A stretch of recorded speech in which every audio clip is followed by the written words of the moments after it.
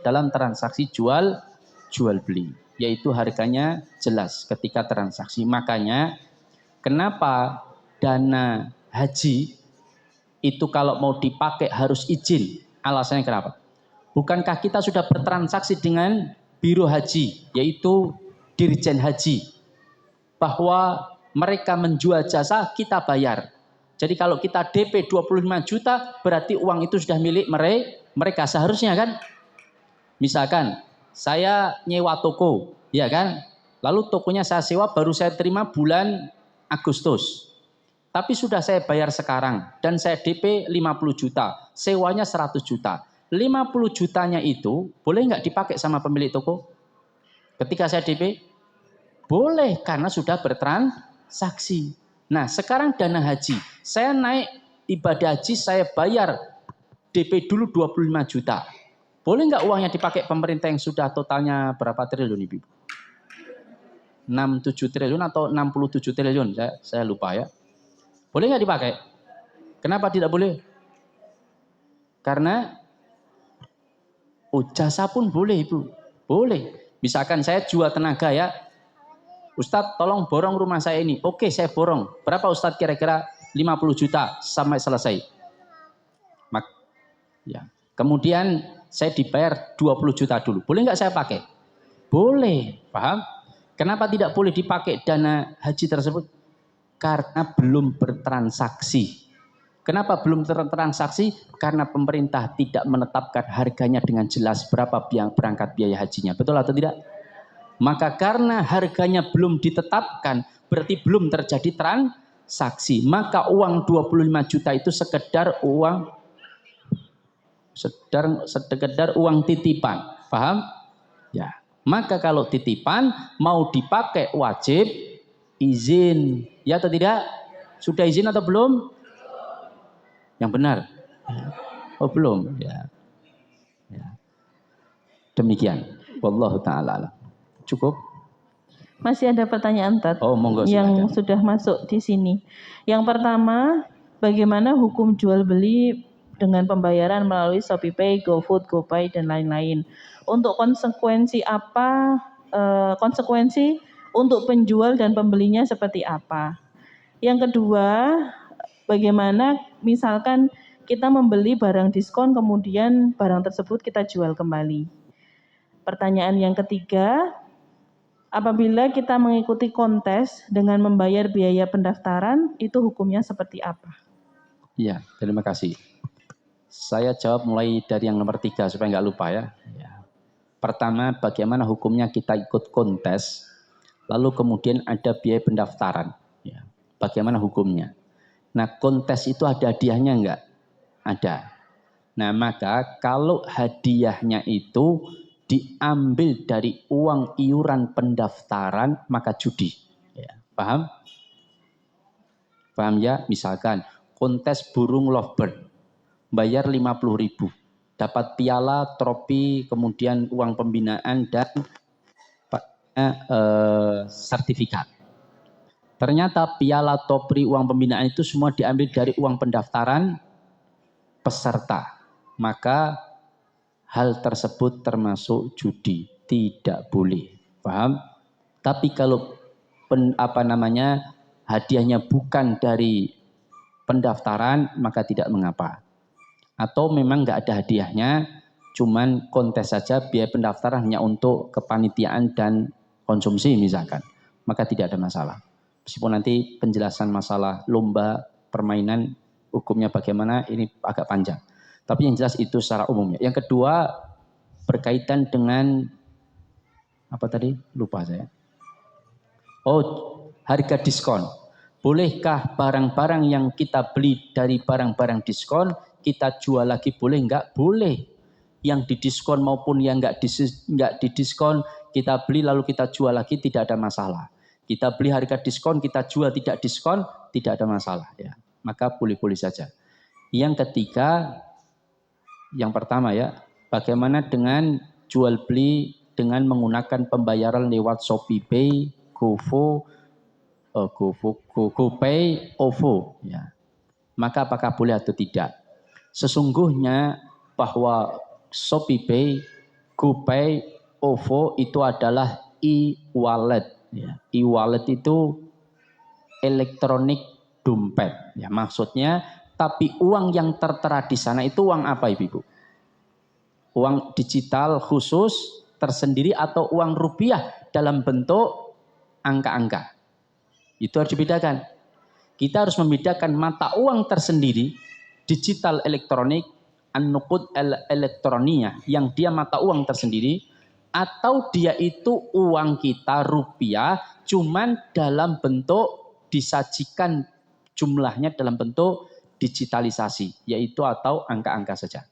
Kayak saya nabung di BMT 150 juta, saya dapat buku tabungan. Tabungan atau enggak dapat buku tabungan tapi dapat ATM. Maka ATM saya itu uang tersendiri atau uang rupiah? Rupiah, betul? Ya, cuman pemindahannya dengan cara digital atau elektronik. Saya deposit 1 juta, tertera di kartu deposit itu adalah 1 juta rupiah. Beda kalau saya setor 1 juta, tertera di kartu deposit 625 pounds misalkan, mata uang tersendiri digital, maka itu beda lagi, paham? Nah, tapi kalau saya nabung 1 juta, deposit 1 juta, tertera juga 1 juta rupiah, maka itu uang rupiah. Bagaimana pembelian dengan menggunakan itu, di mana kita nitip dulu, wadiah ya, nitip uang dulu 1 juta, setiap kita mau bertransaksi tinggal gesek. Sama seperti ATM, paham? ATM itu kan sama sebetulnya kartu deposit. Kita nabung, lalu ketika kita pakai tinggal gesek. Kita pakai tinggal gesek. Kartu debit itu, bukan kartu kredit ya. Kalau kredit kan diutangi. Nah, gesek selesai. Maka hukumnya ya boleh-boleh saja. Cuman kalau di sana terjadi barang siapa yang membayar menggunakan deposit GoPay, OVO, GoPay, ShopeePay itu akan dapat diskon 20% daripada mereka yang membayar secara tunai. Nah, ini menjadi masalah tersendiri, paham? Kenapa masalah? Bukankah itu wadiah, Ustadz? Wadiah nitip itu kalau kita nitipkan barang, misalkan saya nitipkan ke beliau, nitip barang Mas ya, saya emas 1 kilogram, saya titipkan jenengan. Ustadz nitip emas 1 kilo, iya. Mau diambil kapan? 1 tahun lagi, kan gitu. Nah, Ustadz jenengan percaya sama saya, pada tetangga saya nggak ada yang percaya Ustadz. Ya, tapi saya percaya antum aja. Maka kemudian beliau mengatakan, Ustadz sebagai bentuk kepercayaan antum, saya kasih antum kelengkeng 2 kilo. Boleh nggak? Boleh nggak? Saya nggak utang. Beliau nggak utang, tapi saya nitip barang. Lalu beliau ngasih sesuatu kepada saya. Boleh nggak? Boleh, karena bukan utang piutang. Paham? Boleh. Maka ketika saya nitip ke beliau, emas dia jaga baik-baik, ditaruh di brankas bawah kasurnya, maka kemudian beliau memberikan hadiah kepada saya, boleh saya terima karena nggak ada larangan pemberian setelah orang itu dititipi kepada penitip. Ya. Nah, tetapi persoalannya di akad deposit itu nitip atau bukan? Nitip, ibu-ibu, paham? Itu yang paling kuat adalah nitip. Cuman persoalannya barang titipan itu dipakai atau enggak, paham? Kalau barangnya dipakai, sama saja saya nitip ke beliau emas 1 kilo. Ustadz mau diambil kapan? 2 tahun lagi. Lama sekali Ustadz. Ya memang saya butuhnya 2 tahun lagi untuk biaya kuliah anak-anak saya. Oh begitu Ustadz. Ustadz daripada nganggur 2 tahun, saya pakai boleh nggak Ustadz? Silahkan tafadhol. Yang penting 2 tahun lagi ada emas 1 kilo. Siap Ustadz. Maka akad nitip tadi berubah nggak akadnya? Berubah. Jadi apa? Utang piutang. Paham? Beliau statusnya sekarang jadi utang sama saya. Buktinya apa? Uang saya dipakai. Dan dia akan mengembalikan emas penggantinya. Paham? Bukan stempel nomor seri emas sertifikat yang sama. Bukan. Karena sudah dijual. Dia akan beli emas 1 kilo dan diberikan kepada saya. Berarti penggantinya yang diberikan. Maka karena penggantinya yang diberikan, dan terjadi pemindahan kepemilikan uang emas 1 kilo dari milik saya menjadi milik beliau, tapi beliau wajib mengganti emas saya 1 kilogram, maka itulah akad utang piutang. Maka kalau terjadi akad utang piutang, saya yang beliau yang menerima titipan tadi menjanjikan sesuatu tambahan, maka hukum tambahan itu adalah riba. Siapa yang mau nitip duit ke saya dulu 1.500.000, pokoknya nanti bayar pakai deposit tersebut titipan, saya kasih diskon 20%. Maka 20% ini adalah riba, tidak boleh. Paham? Kecuali kalau bayar pakai GoPay sama bayar pakai uang cash sama, itu tidak ada masalah. Paham ya? Ya, itu harus dibedakan. Sama seperti orang nabung. Kenapa apa dipakai Ustaz? Dipakai ibu-ibu. Deposit yang ngumpul di mereka, satu, menghasilkan bunga dan dimanfaatkan oleh mereka. Dua, dimasukkan dalam SBN, surat berharga negara, dan dapat bunga yang cukup tinggi. Tiga, dijadikan underlying aset ibu-ibu. Tahu underlying aset? Jaminan. Jadi uang yang terkumpul di tabungan mereka, di deposit itu, dijadikan jaminan mereka untuk cari utangan ke bank. Paham? Kalau ternyata yang terkumpul masyarakat deposit itu katakanlah ada 200 miliar, maka dia bisa mencari utangan nilainya 200 miliar, bahkan bisa 2 kali lipat. Paham? Nah, berarti mereka memanfaatkan uang para deposan. Sehingga ketika menjanjikan sesuatu, maka hukumnya haram. Karena kalau nggak menjanjikan, kalau nggak dipakai, nggak mungkin ibu-ibu. Masa ada perusahaan, siapa yang mau nitip 1 juta nitip, saya pegang erat-erat. 5 juta saya pegang, tidak saya pakai. Lalu ketika mereka yang nitip itu membeli, saya harus mengeluarkan diskon 20%, mereka beli di satu toko, maka 20% saya yang bayar. Kira-kira perusahaan saya bangkrut atau untung? Bangkrut ibu-ibu. Maka nggak mungkin, cara akal logika saja. Maka pasti ada udang di balik bakwan. Yaitu ada penggunaan uang tersebut. Maka hukumnya haram, tidak boleh. Wallahu ta'ala alam bisawab. Cukup, ada yang lain? Wajahnya pengen segera pulang kan kayaknya. Ya. Kan ada gerak-geriknya ya. Ya. Bahasa tubuh ya. Kita sampai jam berapa? Jam berapa? Jam 10. Kurang 1 menit. Oh, silakan. Mau ada yang bertanya, saya persilakan. Monggo, Bapak, Ibu. Monggo silakan. Oh, yang mana dulu? Monggo silakan jenengan. Waalaikumsalam warahmatullahi wabarakatuh.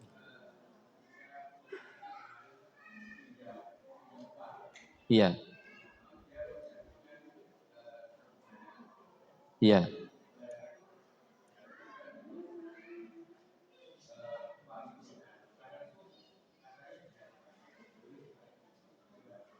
Ya, bolehkah ketika ada orang utang sama kita, lalu dia menjaminkan barang, mau motor, mau mobil, mau jam tangan, mau perhiasan, boleh nggak dipakai? Ijma'ul ulama sepakat tidak boleh dipakai. Karena kalau memakainya itu namanya mengambil manfaat dari utang piutang dan hukumnya haram. Kullu qardin jarron naf'an fahuwa riba. Meskipun yang ngutangi tadi, yang diutangi tadi, yang menggadaikan itu rela barangnya dipakai, tetap tidak boleh. Ya. Kecuali kalau dalam sebuah barang yang dijadikan titipan, dijadikan jaminan atau rohan, itu membutuhkan biaya pemeliharaan, paham? Sehingga biaya pemeliharaannya boleh diminta kepada yang nitipkan, menggadaikan tadi. Kalau dia nggak ngasih biaya pemeliharaan, maka boleh dimanfaatkan sebatas mengganti biaya pemeliharaan. Itu dibolehkan menurut Imam Ahmad. Tapi kalau menurut 3 ulama lain tidak boleh secara mutlak. Ya. Wallahu ta'ala alam. Yang belakang dulu, mau silakan.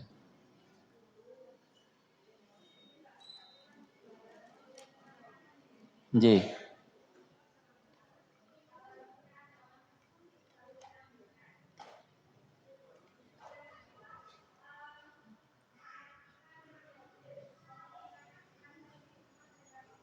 Iya.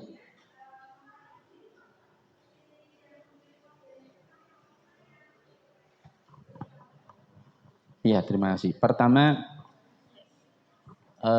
jual beli makanan. Kemudian jenengan bertransaksi. Ketika bertransaksi deal, baru diambilkan makanan tersebut. Berarti jenengan bukan pemilik makanan itu? Oh bukan. Nah, maka salah satu bentuk larangan adalah la tabi' ma laisa indak. Jangan kau jual apa yang tidak engkau miliki. Kecuali dengan 3 cara. Paham? 3 cara. Pertama, dengan akad salam. Paham? Meskipun jenengan tidak memiliki barang itu, pakailah akad salam. Akad salam itu si pembeli bayar lunas dulu di depan. Itu barang dikirim, itu dibolehkan. Paham? Yang kedua, atau dengan cara izin pemilik barang. Jadi jenengan cuman menjualkan saja. Pak, kebab rotinya saya jualkan, nanti saya dapat berapa persen? Sekian persen. Nah, boleh jenengan menjualkan hanya sebatas perantara atau samsara. Yang ketiga, jenengan tidak mentransaksikan. Tapi ketika dia punya keinginan membeli, jenengan sediakan dulu rotinya, baru ditransaksikan. Itu cara yang ketiga. 3 cara dibolehkan ketika belum memiliki barangnya. Kecuali kalau barang itu jenengan yang memproduksi sendiri. Paham? Misalkan dia pesan kebab. Belum bayar. Tapi sudah deal 10 kebab. Jenengan buat sendiri kebabnya. Cuman ngambil rotinya, ngambil dagingnya, ngambil mana-mana. Itu dari orang.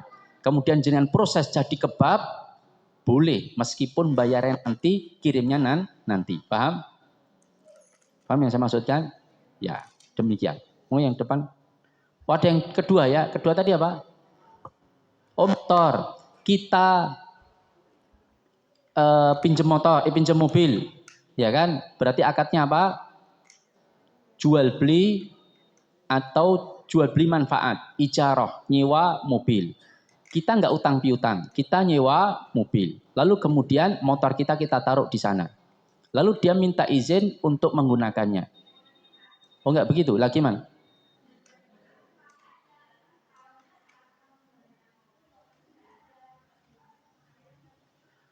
Oh, ketika mengembalikan mobil, motornya enggak ada. Lalu terus kemana motornya? Hah? Oh, dipakai, dia enggak izin. Oh, enggak boleh. Ya, enggak boleh. Barang titipan itu asal hukumnya adalah al-amanah, amanah, tidak boleh digunakan kecuali mendapatkan izin dari pemiliknya. Terakhir ya. Nggih. Sawah ya. Nganggur. Ini terakhir. Ya.